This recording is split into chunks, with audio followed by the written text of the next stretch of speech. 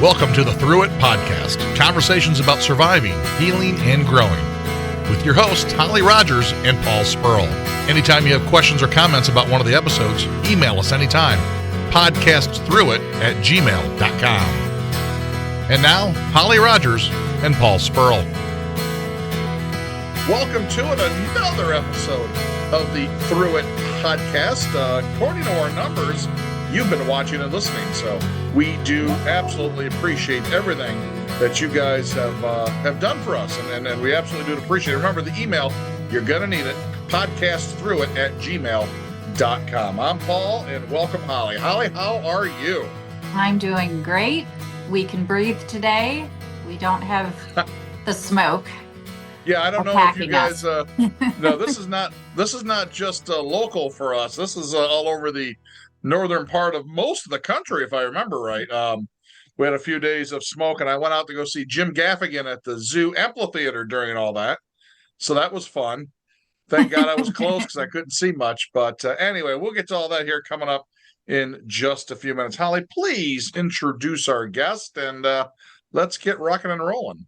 Yes, we are so lucky to have Miss Natalie with us today. She lives in Florida, and we were introduced to her through my sister Danielle. She is going to talk with us today about her family's pregnancy challenges. She's done the IUI route. She's done timed intercourse cycles. She's done IVF. So her family, her and her husband, have invested over $150,000 into having a child. And we're going to chat with her and learn more about her story today. Hello, everyone. All right, Natalie, how are you? Good. Coming to you from sunny South Florida. Perfect. All right, Holly. Before you get started, I gotta get a baseline down. Okay. Yes. How long, Natalie, have you guys been married? Going on 6 years this year. Been together a decade.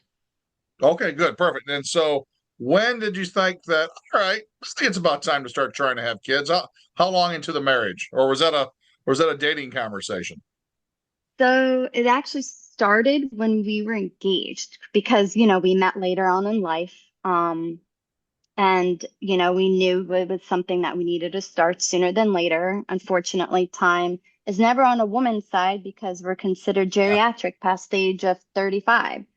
Yeah. So we had started trying naturally, I want to say in 2019, officially. Yeah. So, we tried for about a year and a half, to be honest with you. And I was completely naive to the whole process. I did not realize at my age that after 6 months of trying, you're supposed to discuss it with your OB, and then that they were supposed to do some preliminary testing. So with my OB, I was using a practice down south that I was at for a few years. And I told this doctor, like, hey, we've been trying, but nothing's happening. He didn't even bother to take my blood work to check my hormone levels, didn't even do a uterine ultrasound. So I decided to switch to a new OB closer to home.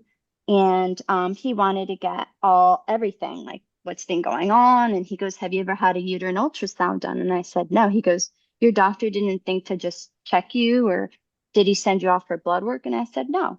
So this doctor near us decided, you know what? Let's just figure out if it's you first before we rule out, your partner. Turns out my hormones were within normal range. He did discover I had some fibroids. So he decided to do something more diagnostic called an SIS, which is a saline-induced sonogram, and discovered that they were pretty close to being inside my uterus. So he said, we'll monitor it and go from there. And then that's when we had the conversation of, let's go get, my husband tested and stuff like that. So, fast forward a couple months, he had a conversation. Okay, so now it's time to go see a fertility specialist. So he had recommended me to someone that actually, Danielle goes to. I mean, she's amazing, but it's been just a long journey, to be honest with you. All right. How, So when you first got okay, so you're talking about it early, and that's awesome. Okay, we're gonna now this first 6 months, this first year, are you trying? Are you like looking at the clock, or is it just one of those things? Let's just see what happens, kind of. Where are you mentally with all this So when in the you knew you beginning, were going to start trying? so we were just like, not being careful pretty much. But I wasn't Okay. tracking my ovulation per se. I did start tracking it I started tracking it after I had the conversation with my new OB up here. Okay. And then he said, okay, well, go see, this IVF doctor. Let's do an HSG, which is to make sure I didn't have any blockage in my fallopian tubes. Okay. So it turns out I was great. And she said, well, we call this like the black, purple juice or something, because the dye, I don't know if that was in reference to the color of the dye they used. She goes, start trying after, track your ovulation, start trying for the next 3 months, and I'm praying that you get pregnant. So we kept trying, trying, trying. Nothing was happening. So we knew like option two was to start doing fertility treatments. So then we fast forward to 2020 or 2021. I did do my first egg retrieval. There were some setbacks though. People don't prepare you for the financial setbacks, the setbacks when a medical facility isn't run properly. There's stress from that. They don't prepare you for setbacks where, oh, you have active cysts, you're going to have to start these meds all over again. You got to start a new cycle. I mean, you name it, I've had every single setback by the IVF medical book. I don't know why God chose me to go through all these trials and tribulations, but it was just a lot. So, first egg retrieval we did in August of 2021. It was successful. I did end up having 20 eggs retrieved, which is a lot wow. for my age, because at that point I was 37 or 36. I'd have to go back and check. Um, so she was very happy that she was able to extract, my doctor at the time, 20 eggs. Unfortunately, I wasn't told about OSS, which is ovarian stimulation syndrome. So that evening, I had this excruciating pain that dropped me to my knees, and I had no idea why this pain was happening, because I wasn't informed of it by my doctor, this office, that this is a side effect of being overstimulated. So Really? my husband's like, yeah, Wow. that's why I left the practice. There were more setbacks than that with this practice. Oh, wow. So this is still with the first practice. Mhm. Is this with the egg retrieval? Did you guys start off with IUI or did you go right to IVF? They said that like our option was IVF, that IUI would be a waste of money. Okay. So it's like, why waste money? Let's just do something that's more, you know, more permanent, I guess you could say. So that evening, my husband said, do you want to go to the ER? I was like, no, because I was crying. I couldn't move for like 10 seconds. So I was like, let me just see how I feel. And then so I get ready to go to bed, and that pain hits me again, and it drops me to my knees, like insane pain. So the next morning, I called the doctor and I explained to her the pain. And she said, you need to go to the ER. We need to do a CT scan on you. And the reason why she said this, and she said, you may have, a couple things going on. It may be OSS. And I said, well, what is OSS? And she explained it to me. I was like, oh, well, I didn't realize that could happen. She goes, oh, well, I thought I told you guys this. It was never told to us. And Oh the second goodness. thing, yeah, it could be, was a blood clot, because I do have Oh, wow. something called factor V Leiden disease, which is genetically inherited. Yeah. So because I had that, like she couldn't take a chance. And I go, well, I hate the ER, especially one up here. I'm going to be there for hours. She goes, well, we need to rule it out. So I go, of course, I'm stuck there for 7 hours. And I was diagnosed with the stimulation syndrome. And the only resolution was a high protein diet, salt, and water. So, my experience in my first egg retrieval was a complete nightmare. So I didn't know if my body could go through another one, but we did get talked into doing a package of 3 egg retrievals, At the because they talked, same facility? yeah. Okay. So it was like, quote unquote, to save us more money, but in the little fine print, it said, you can't go back to another retrieval unless you used up all your viable embryos. So we were like, okay, well, if we end up with good embryos, we won't have to go through a second egg retrieval.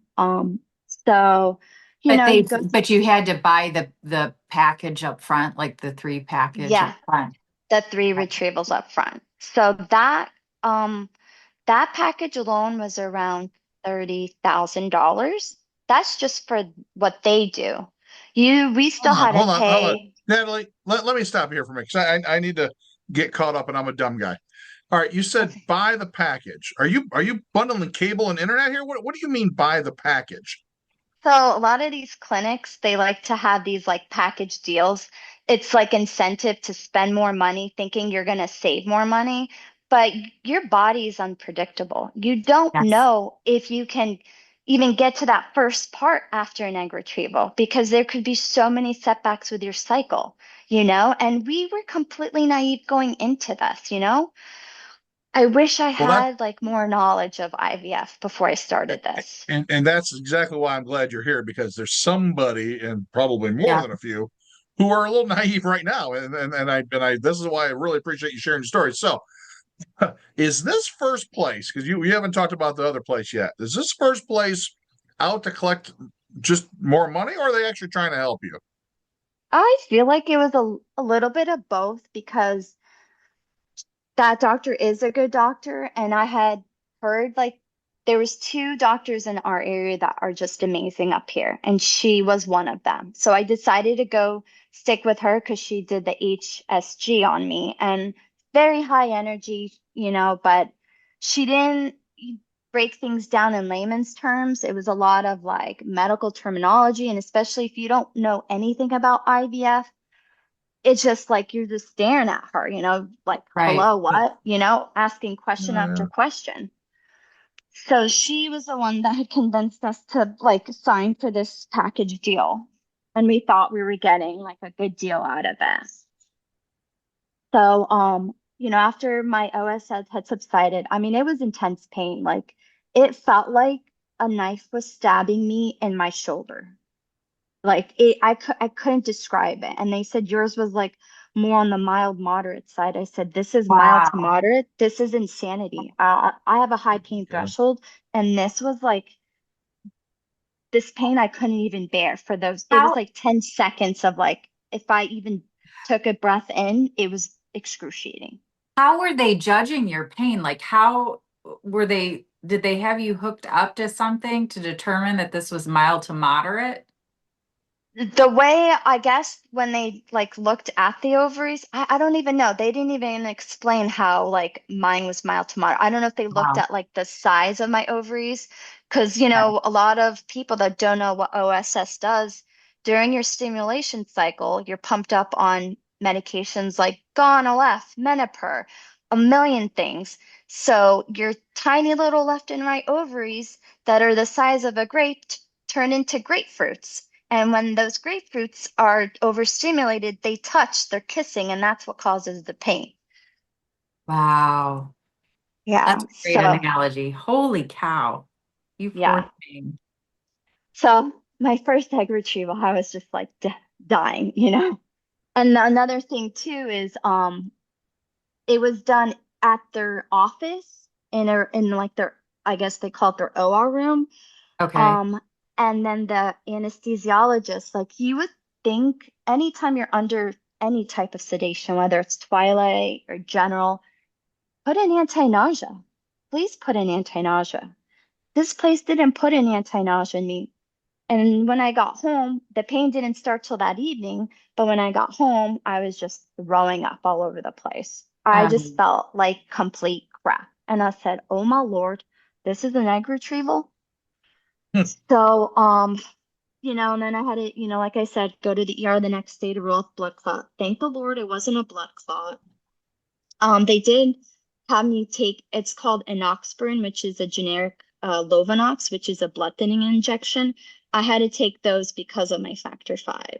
So Okay. that I started when I did the stim meds too, because again, you gotta be careful with people with blood clotting disorders. Wow. So, so you had your first egg retrieval. You made it through that horrible situation with OSS. What happens next? So, the next step is, you get like these reports. They send it to you through email, like how many eggs fertilized, and then by day 6, you know how many turned into the blastocyte stage, which is what you want. That's what we call like an M baby, embryo baby. Okay. So they were keeping me, I like the fact that they were keeping me informed of that. So out of the 20 eggs that were retrieved, um 19 fertilized and then 9 turned into the blastocyte stage, but Wow. four or I have to backtrack because this is going back in 2021. Well, or not the blastocytes. I don't remember. Oh, they were counting like each day. So like the 16 that fertilized, a couple days later was 9, a couple days later it was like 6 or 7, and then by day 6 we ended up with 4 embryos, like blastocytes.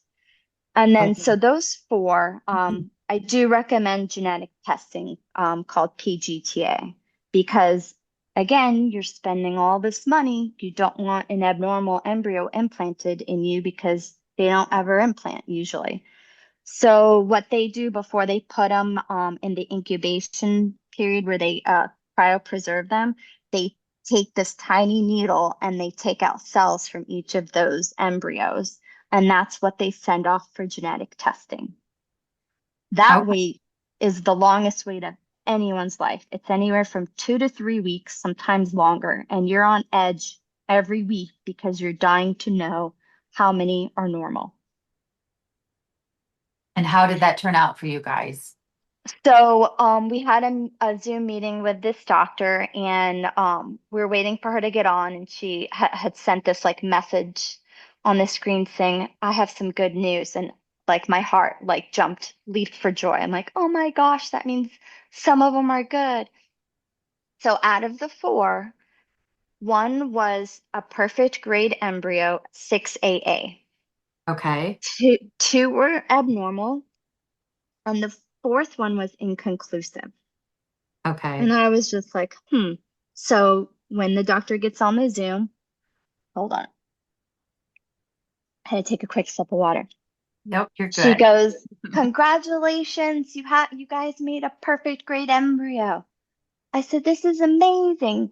So that she explained like how 2 were abnormal and the fourth one that was inconclusive. She said she had recommended it to thaw it out and to like let it fertilize for an extra day and then to retest it. So we did that, and then that test took another couple weeks. Oh, Oh, gosh. God.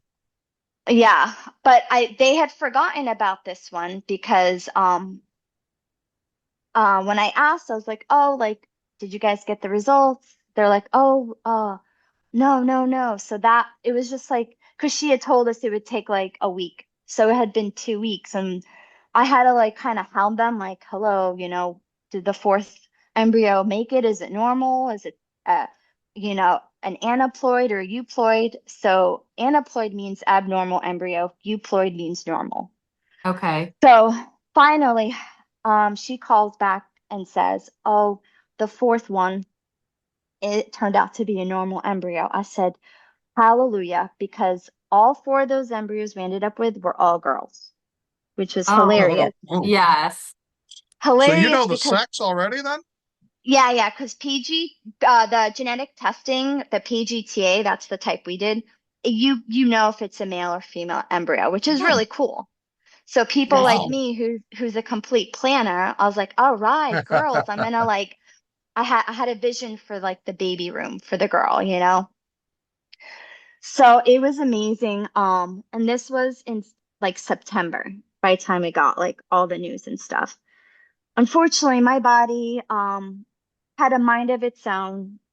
Every month we were going to try to do the transfer because when you go through a transfer, you're put on medications, progesterone and estradiol. Now, they could be in an injection form, intramuscularly. It could be a patch form. It could be a pill form. It could be vaginally. Like, there's just so many different ways. And the thing that they want for you is they have to thicken your uterine lining so the embryo implants properly. And a good amount of thickness they want is at least an 8 millimeter lining. Okay. Well, it goes by your month. So you have to go through a menstrual cycle. Then you have to see them a certain time in your menstrual cycle. And then they start you on these meds to thicken up the lining. Well, for me, because my body loves me so much, 1 month I would either have hormonally active cysts in my ovaries, and I'd have to start all over again because it would affect the estradiol number, or my lining wasn't thick enough. So Mm. it was just every month, like something was going on. I'm like, what is happening? Like, I just want to be pregnant already, you know? Because you make all these future plans in your head as a woman. You're like, I'm gonna be pregnant. I'm gonna have the baby by this month, and then I'm gonna have a baby for Christmas, and it's gonna be amazing. Like, you just start thinking ahead, and it's hard not to, you know. But Right. the reality is, you gotta stop planning because life can throw you so many wrenches when you go through IVF. It really can. So, Natalie, let me ask you. Let me stop here because right now you're in a waiting game. I got to ask this because I'm counting on others who are listening to this are going through it. Um, how are you and the husband getting along right now at this oh, point in amazing. time? You are Amazing. okay, so Honest, things are good. I cannot ask God for a better partner. I actually, you know, prayed for God to bring a man that was honest and loving and just pretty much had his crap together because, when you live in Florida, there's a bunch of, very superficial people around here, unfortunately. Okay. And this journey has brought us so much closer because not only I'm going through these changes with my body and my mind, they go through loss too, because Yeah. it's their baby as well. And sometimes we forget, like, they have feelings too, They're so used to catering to us women, like, and trying to figure out the next solution because we're all emotional wrecks that Yeah. Yeah. you Yeah. forget to say, how are you? Are you okay? I'm sorry that I can't carry baby past a certain point, in the pregnancy, and just the amount of love, I literally thank God every day that he brought my husband to me because I couldn't imagine going what we've gone through in the last several years with anyone else in this entire universe. So And I am that's very awesome. grateful. It's very awesome because that's not always the case. I mean, there's times when Yeah. there's emotions and you're not sure why, and then someone could be angry and you don't know why. And so No, I'm glad to hear that you guys stayed tight and stayed close, and that's absolutely awesome. Um, thank you. Yeah. when did you finally say, okay, we need to look at somebody new, we need to get a new referral, something's got to change? Well, this wasn't even over with this office. Right. So, yeah, I'll finish with this one because you guys are going to be like, oh my Lord. So now January rolls around of 2022, and we have a transfer set for the month of February. And I was like, great, it's the month of love.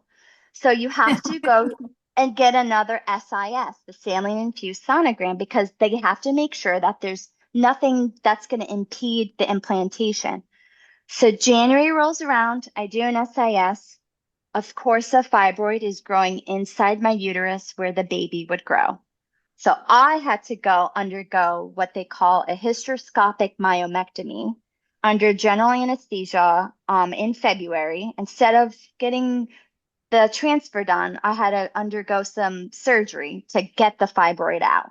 And because this was during COVID, I was not allowed to have anyone at the hospital with me. I had to be dropped off and picked up. And I was so nervous because I'd never been under general anesthesia in my life. And to go through this without anyone in the hospital, like it was kind of scary and nerve-wracking. You know, I cried a little bit. I was like, I'm here by myself, you know? It So is scary. I mean, you guys are trying to get pregnant.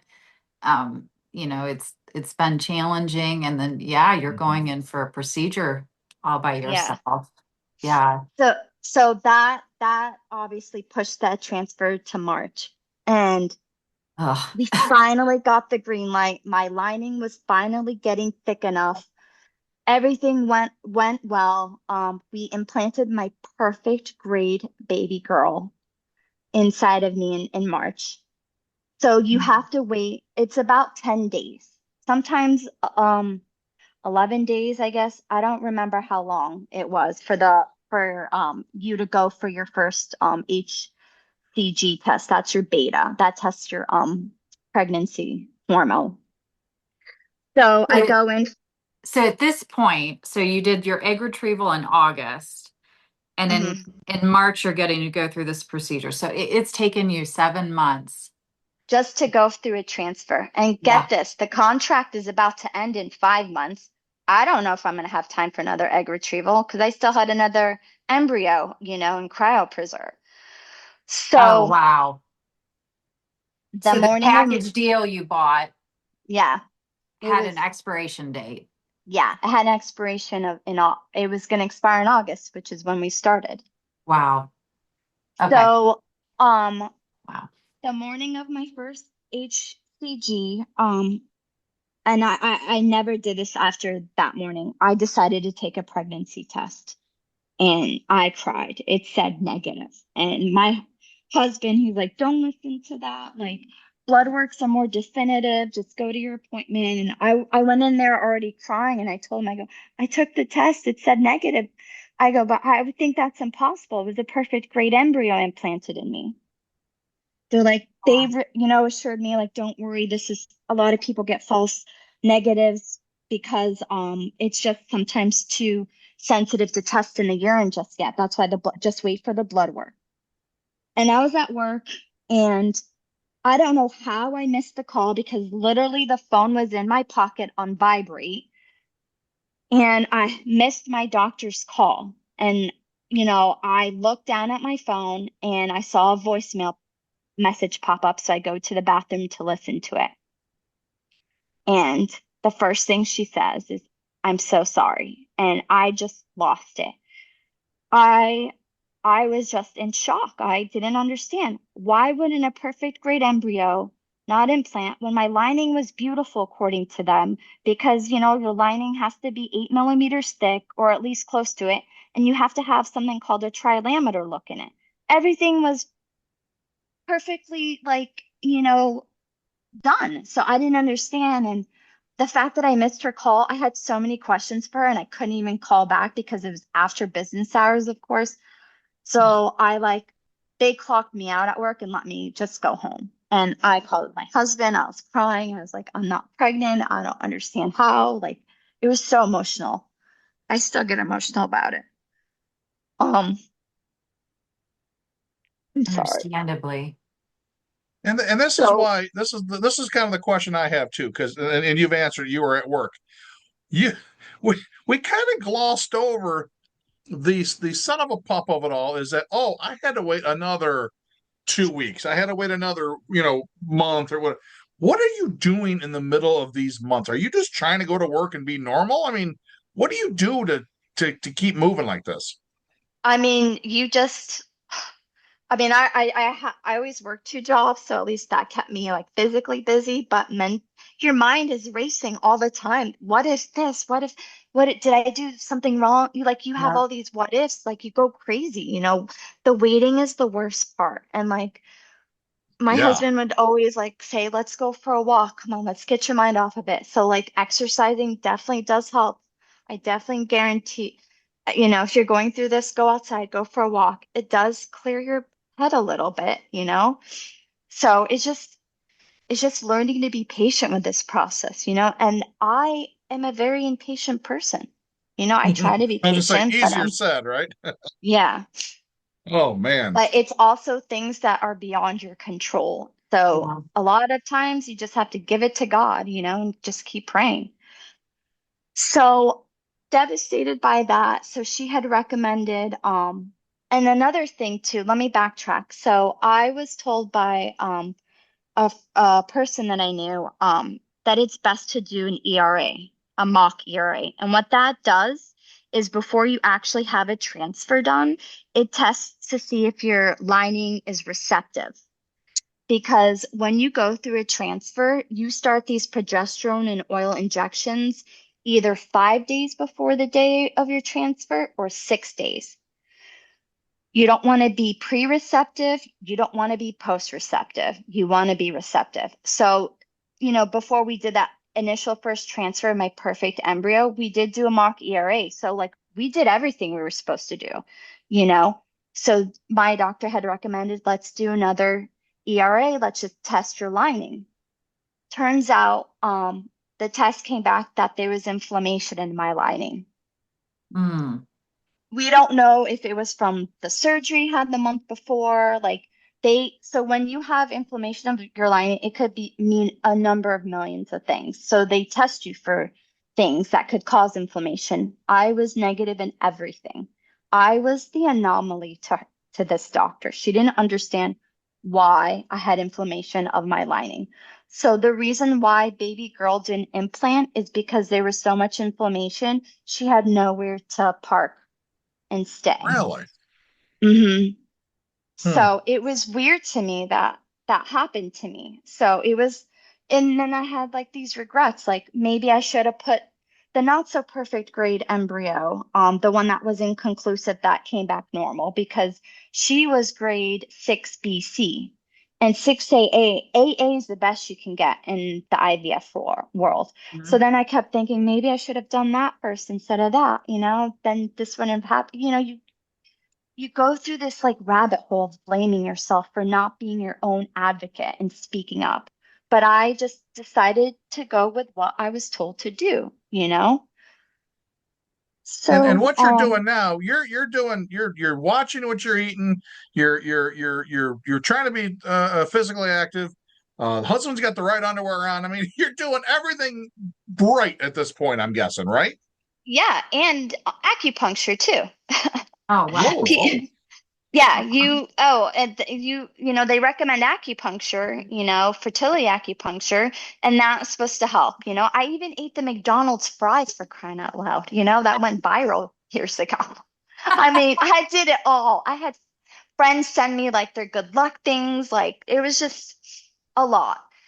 So, like I was devastated. My husband was devastated, but he is a problem solver. So he said, babe, we have another embryo. And, he makes you look at the brighter things. Me, I'm just like, oh, she's gone, like you go through grief. Yeah.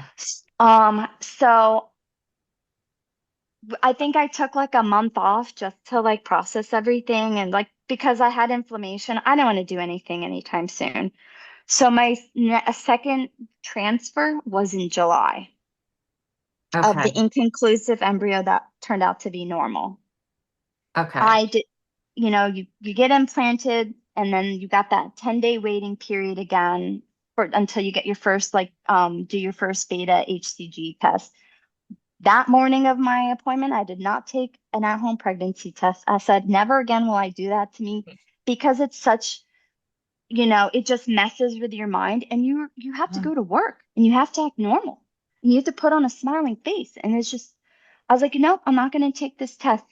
So I went to the office and the girls looked at me like, did you take a test? I said, heck no. I was like, you guys remember what happened last time?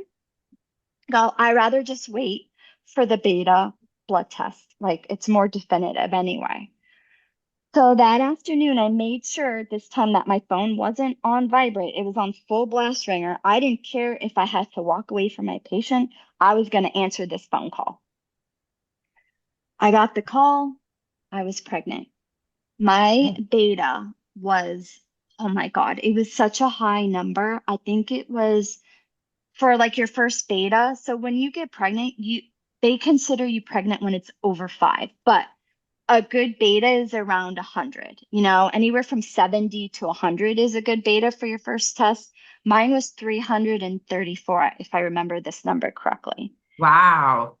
Yeah. And then you want your number to double every 2 days. So then I go back 2 days later for my second beta, and it was like, I think 1,234 or something like that. I'm like, oh my And you got God, to be at I 100. really, yeah. Well, you wanted to be around 100 for your first actual beta. So then you go for they do your beta, usually like 3 betas before like, your ultrasound. So you want to be, I Okay. forget what the end result is, to be honest with you.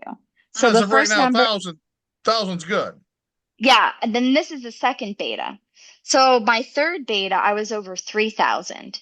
And I was like, oh my God, thank you, God, we're pregnant. Like, this is amazing. Thank you, thank you. And everyone was so happy at the office, at this clinic that I was at because they knew my struggles. Yeah.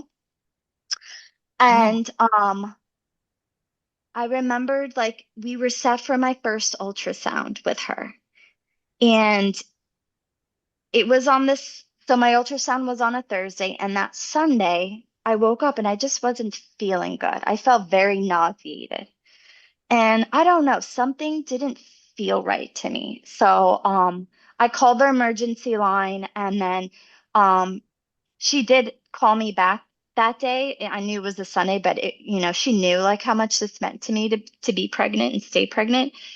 And I said, I don't feel good. So she had recommended getting vitamin B6 and Unisom to help me sleep. And the B6 is an anti-nausea, and that's to be done 3 times a day. And then your third vitamin B6, take it at night with your Unisom so you could sleep.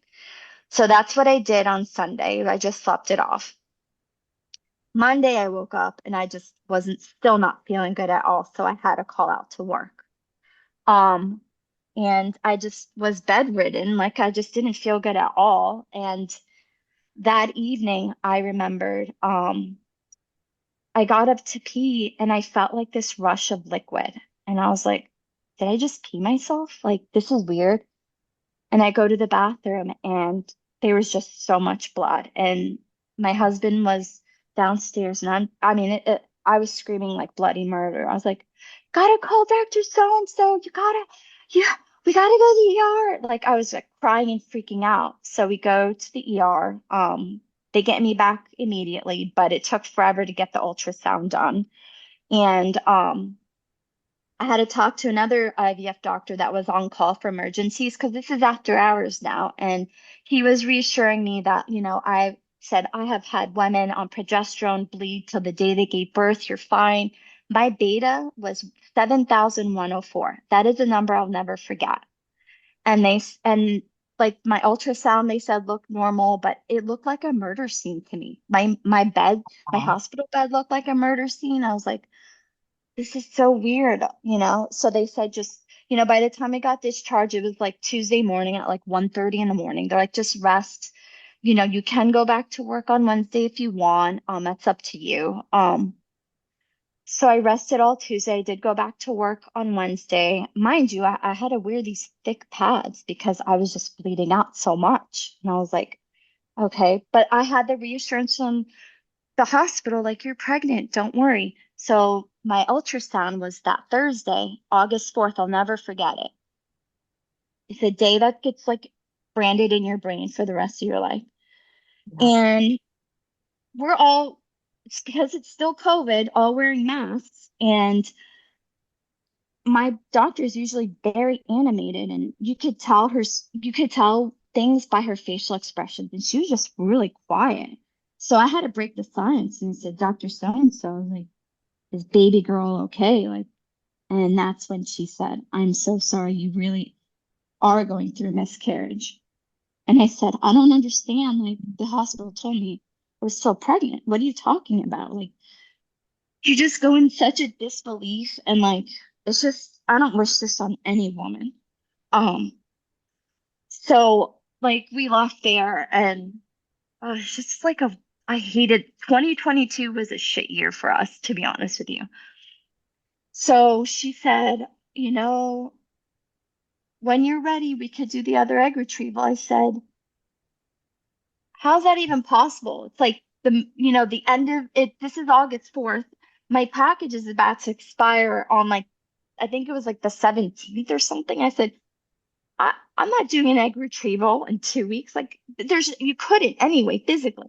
She said, well, I will speak to the CEO. Like, I'm gonna fight for you guys to get a second egg retrieval because you did pay for three. So we were gonna do a second egg retrieval. It was scheduled like in October, and they were set. The setbacks from this office were their front desk didn't have their shit together. Mm. They were always overcharging us. Then there was always credits. Nobody knew the exact amount. One time, I checked in, and they didn't even check me in properly. And the girl calls me Ashley, and I said, "That's not my name, number one." And had been sitting there for over an hour, seeing other people come in 20, 30 minutes after me, getting called back before me. So that's when I like went up and I was like, this is my name. I've been here for over an hour. Like, what's going on?" She goes, "Oh, you're not Ashley?" I said, "No, I'm not Ashley. Like, check God. in the wrong. Why would you check in the wrong patient? We're already like emotionally going through stuff mentally, and me, I was going through shit physically. Like, Right. don't even like mix up my name. Like, that was so stupid." And it was just like they had one front desk. It took her like there was one who was super sweet from the get-go, but there was a second one who was just the jerk for over a year. It took her over a year to actually be nice. And I was always bringing them goodies and treats and stuff. I know what it's like to be in the medical field and be burnout. I'm in it, you know? Yeah, Yeah. yeah. So when we were going to do the second egg retrieval the week of Halloween, of course, nothing was going according to plan, and there was another setback, and I just lost my shit. And my husband goes, "What do you want to do?" I said, "I want to lead this clinic, and I would like to get a second opinion because I was over medicated. I was on estradiol patches, estradiol injections, progesterones vaginally, estradiol orally. I mean, I was jacked up. And for Wow. someone of my body weight, that's just too much, way too much. So, and we had already paid for the stim because you have to pay for the medications out of your own pocket. So we had Yeah. to pay for the stim meds again, which was another $5,000. It was All right, 5,000 the let's be first time. clear. Let's be clear on this. The entire process is out of pocket, right? There's no insurance here. Yeah, my insurance covered jack crap of this crap. That's what I think is Wow. wrong with this country. IVF should be covered 100%, 100%, especially women that have gone through loss. Like, give me a break, you know? So, we had the $5,000 of the stim meds in my fridge. So when we decided to get a second opinion, I got in with this wonderful doctor, in December of 2022. He had my eggs retrieved the next month. He said, "You already have the stim meds. I'm going to get this going." It was like night and day to transition from this clinic to this other clinic. Everything Mm. was well done, well organized. He didn't try shoving a package down our throat. He said, "First of all, I saw all your lab numbers." He goes, "Your estradiol was way too high, especially on the day of your transfers." And I said, "Well, I read that high estradiol levels can lead to miscarriages. Is that true?" And he said, "Yeah, it can happen, unfortunately." Is that Oh your case? my. I don't know, but it can happen. And he said, "And looking at how tiny you are, I would have not had you that high on estradiol to begin with." So it was just a lot of things going through my head, like why IVF treatment should be tailored to the woman and her body type, not the same protocol for everyone, you Oh, know? sure. And Yeah. there's some clinics, it's like, nope, this is it. This is the protocol for everyone, whether you're like, 300 pounds or 120 pounds, you know what I mean? And it's not like we're all made and created differently. So this doctor, was amazing. Like I stuck with them until I was done until I was ready to give up. So we had our first egg retrieval in January. I ended up with four embryos again. Yeah, four. And unfortunately, none of them were normal after the genetic testing was done. Ah, And that was in January. And then I had done, this is how much like I wanted to be a mom. Like my husband goes, I'll make it work financially. Do you want to try again? And I said, well, it's a lot of money. And he said, don't worry, like, don't worry about it. So April of that year, this is in 2023, I do my third egg retrieval. Come back with three embryos. They're abnormal. mm, So Hmm. like I was like, what? Like, this is crazy. Like, I keep creating embryos, but none of them are normal, you know? So yeah, it was a hard pill to swallow because, like, I had normal embryos before. Like, why all of a sudden they're not normal anymore? right. So I had taken a break after that, you know, like, he was very kind and caring. You know, I grew very close with that office. I still stop in once in a while to say hi to everyone because they become family to you and they Yep. care about you. Um, so that was done that year. And then that was 2023.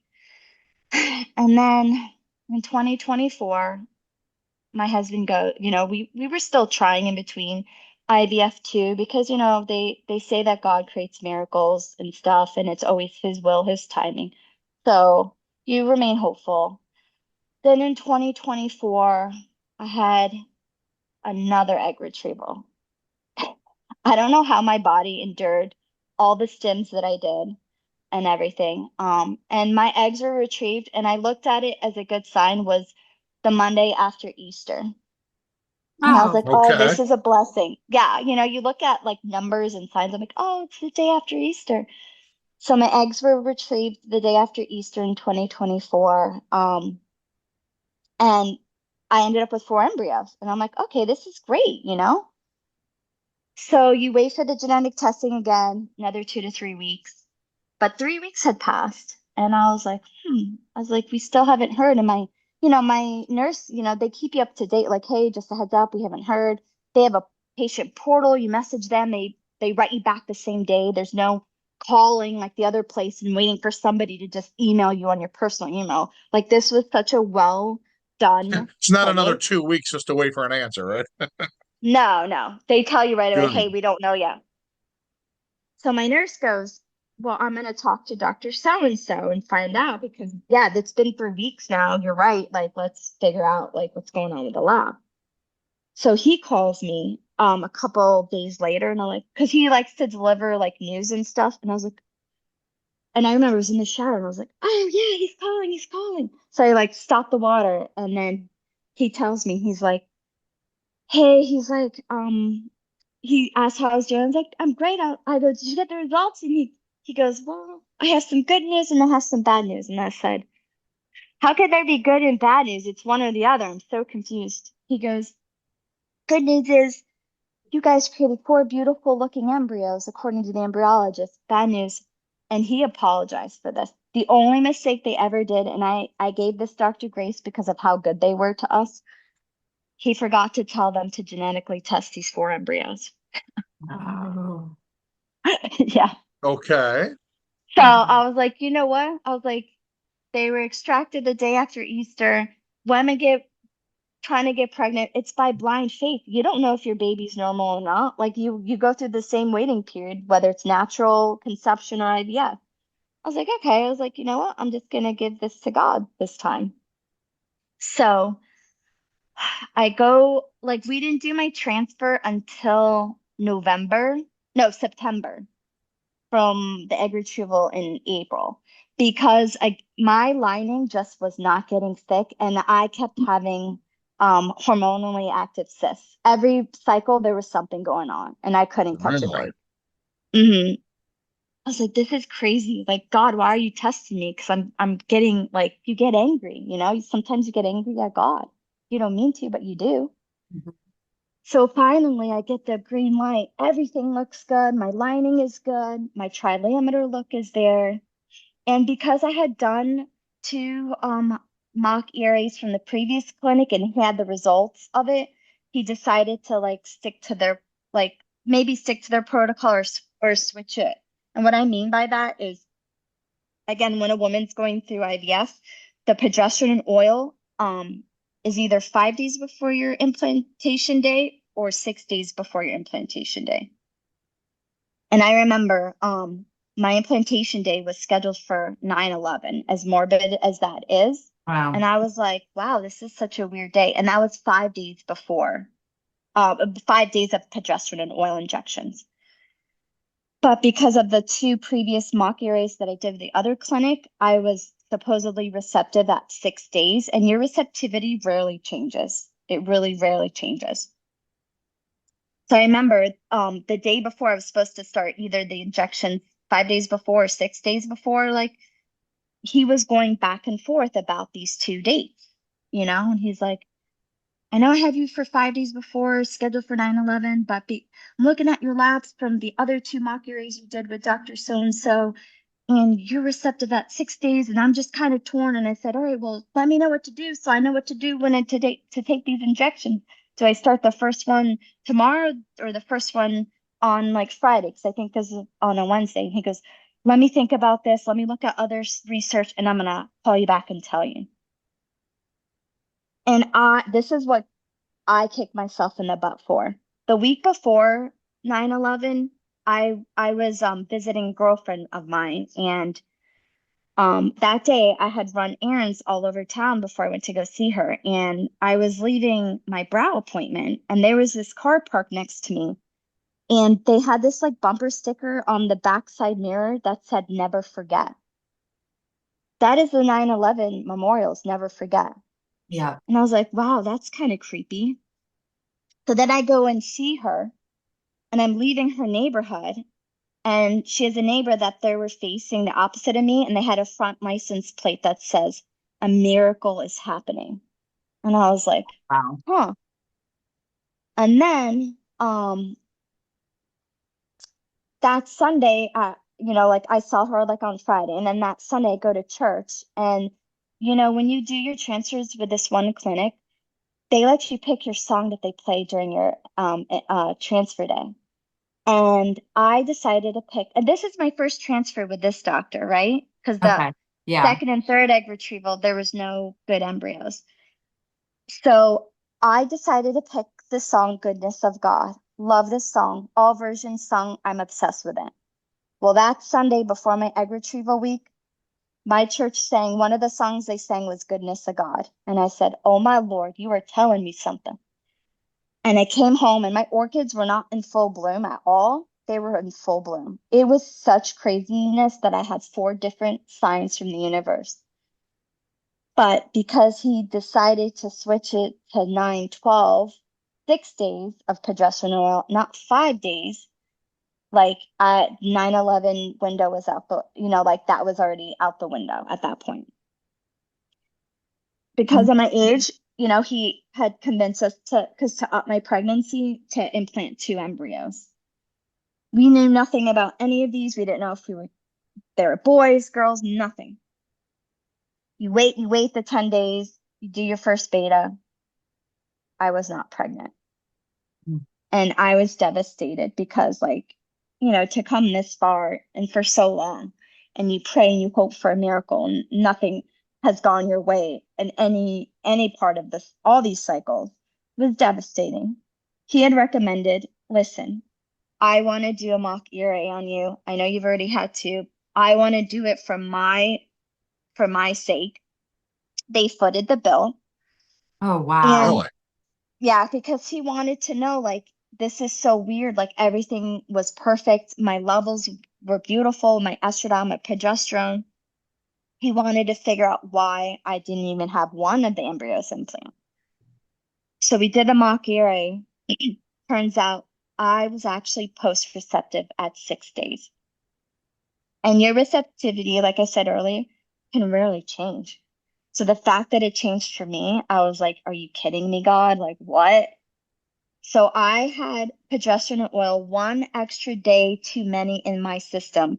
My babies could not communicate with my lining because of that. So they just disappear, they dissolve. in your own Oh body. Lord. Yeah. They call these losses pregnancy chemical losses or something like that. So Yeah. I was devastated.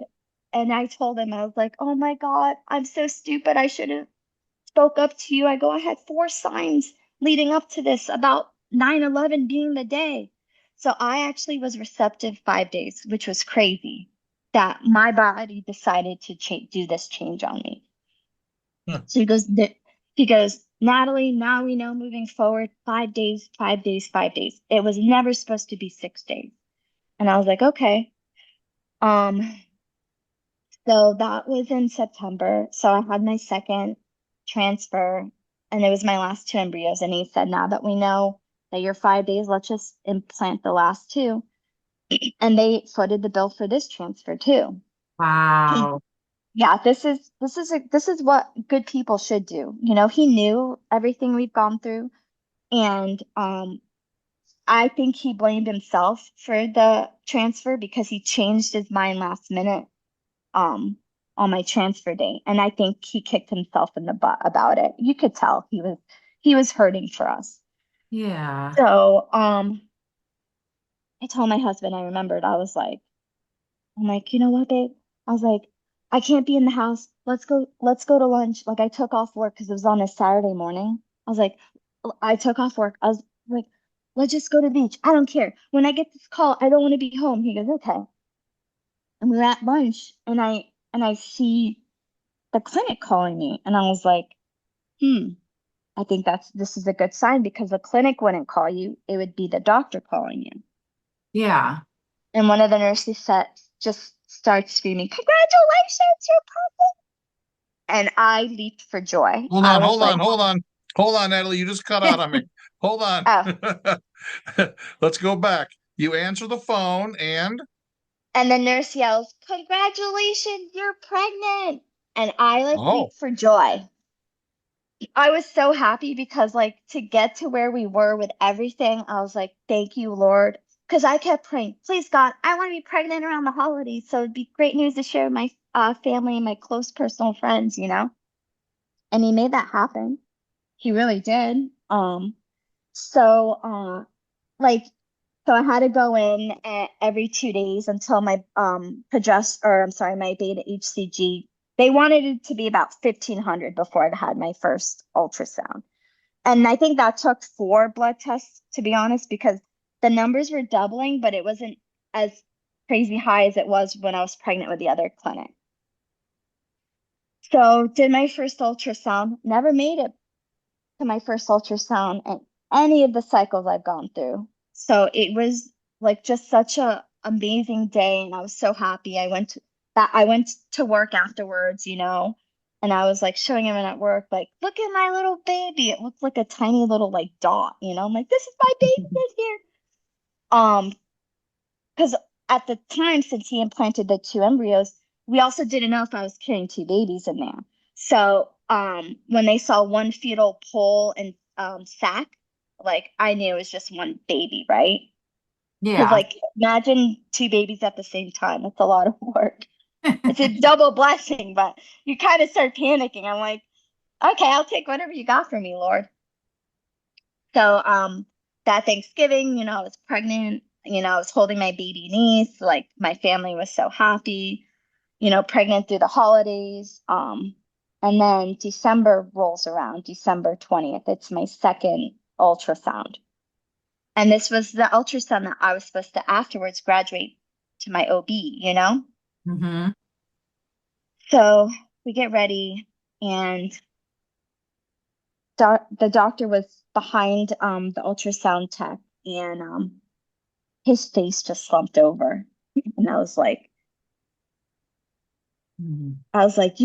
go, what is that? I didn't even know what to say. And he gave the bad news, and I just lost it. And it was just gut wrenching, gut wrenching. And he goes, have you started spotting? And I said, no, what are you talking about? Look at me. I'm looking a little pregnant. I feel pregnant.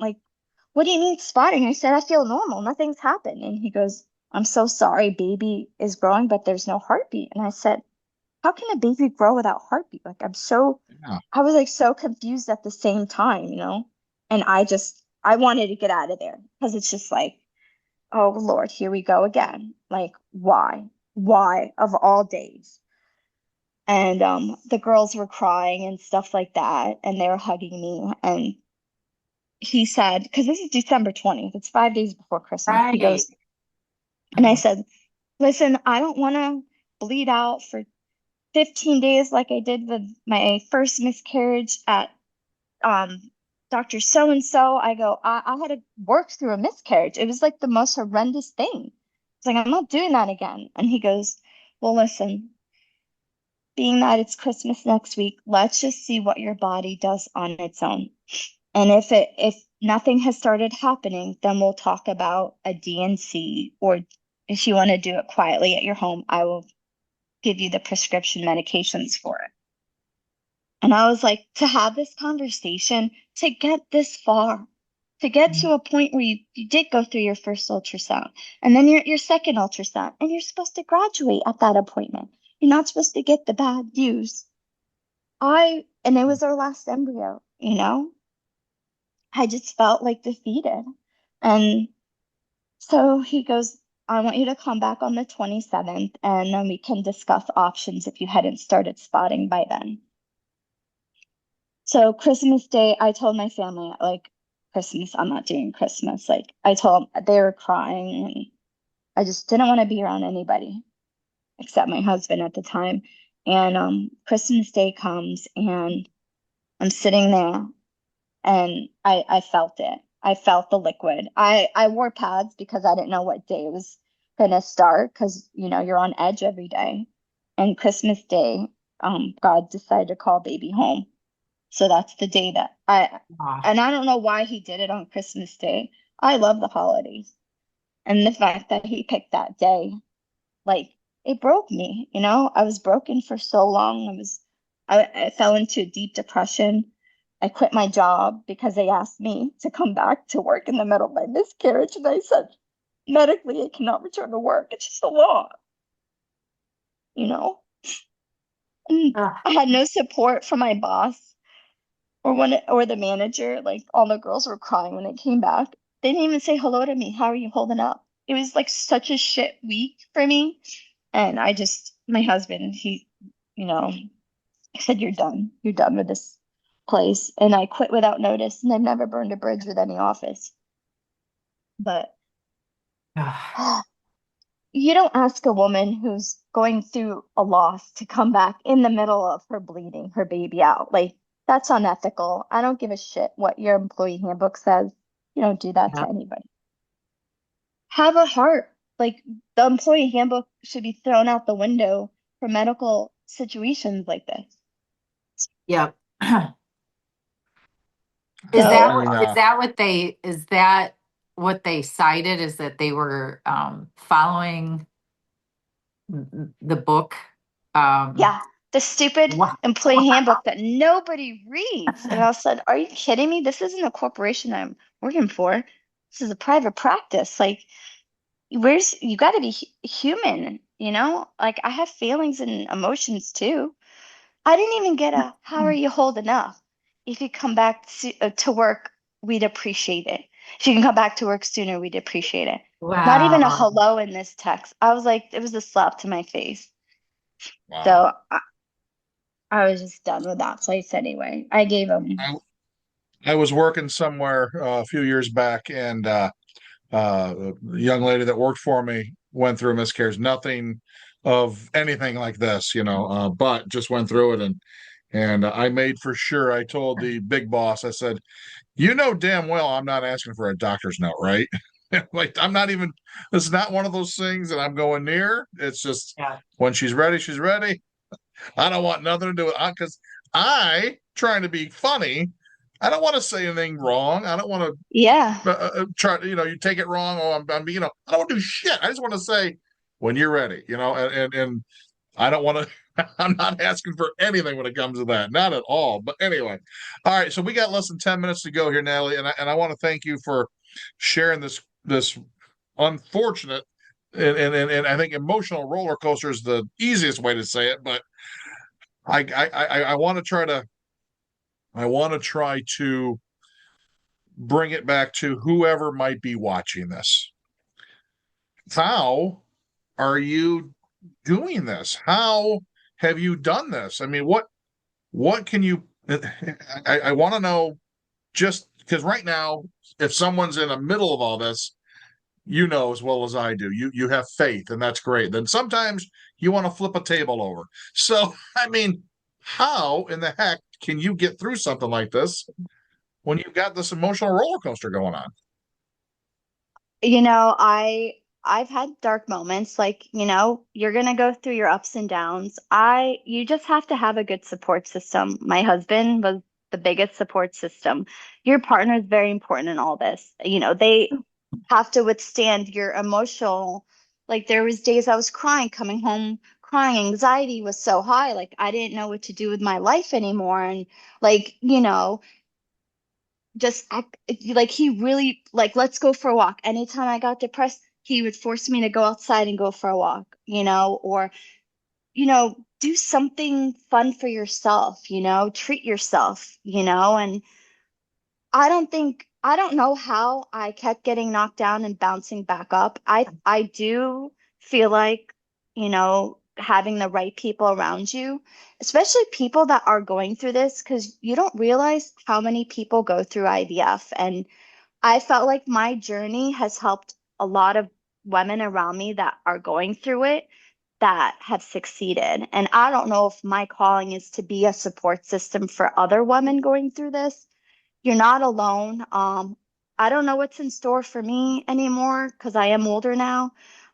Just be kind to yourself, give yourself grace. Don't ask what if I did it like I had so many, what if I did it like this and not like this? Don't beat yourself up over this process.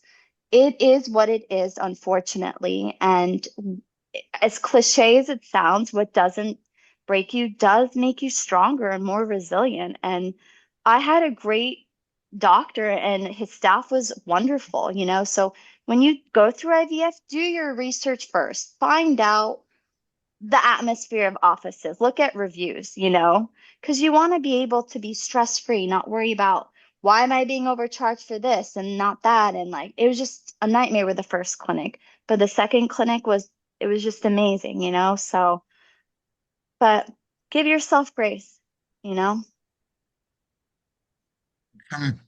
So where I'm going to finish up with this last question, Holly. If you got any last minute questions, we kept you longer than I wanted to, but unfortunately, I think this is an important story, and it's a son of a pup. I know it is, but where are you now? How are you now? What's is are there any plans? What's the Natalie situation now? Just we've been, just traveling more and just, praying every month. And I've just learned to accept if it hasn't happened, I can't beat myself up over it. I have a wonderful family, two beautiful nieces who I love as my own. And the plan is to just live life, because life does not stop for anybody. You just keep going.